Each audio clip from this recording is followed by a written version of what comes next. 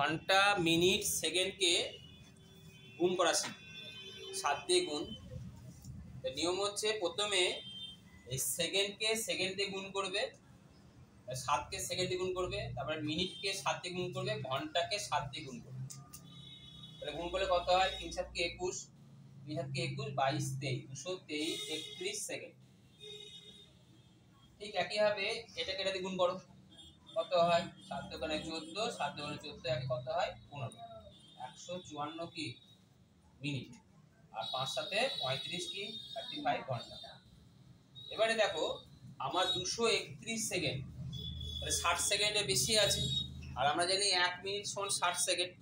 তাহলে 60 সেকেন্ডে যখন বেশি থাকবে, 60 বা 60 সেকেন্ডে বেশি থাকবে, তখন এই সেকেন্ডটাকে কিসে করব? মিনিটে কনভার্ট করব। সেকেন্ডকে মিনিটে কনভার্ট করতে কি করতে হয়? 60 দিয়ে ভাগ করতে হয়। এত সেকেন্ড লিখলাম, 60 দিয়ে ভাগ করলে কত হয়?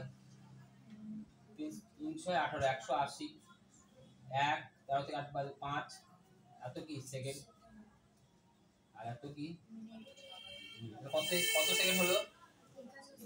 51 সেকেন্ড।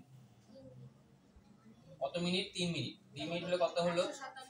157 মিনিট, আর 35 কি? বুঝতে পারলে?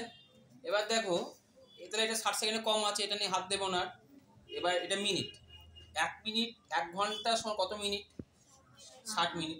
তাই 157 মিনিটকে আমি এবার কি করব? 60 দিয়ে ভাগ করে ঘন্টা করব, তাই তো? কারণ মিনিটকে ঘন্টা করতে কি করতে হয়? 60 দিয়ে ভাগ করতে হয়।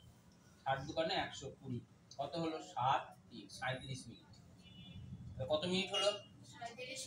37 মিনিট। আর এখানে যা ছিল 51 সেকেন্ড, 51 সেকেন্ডে রাখলাম। আর এই 2 ঘন্টা যেটা হলো, এই 2 ঘন্টাটা এর সঙ্গে যোগ করে দাও, তাহলে কত হলো? 37 ঘন্টা। বুঝতে পারলে? এইভাবে তোমাদের ঘন্টা মিনিট সেকেন্ডে গুণ করা করতে হবে।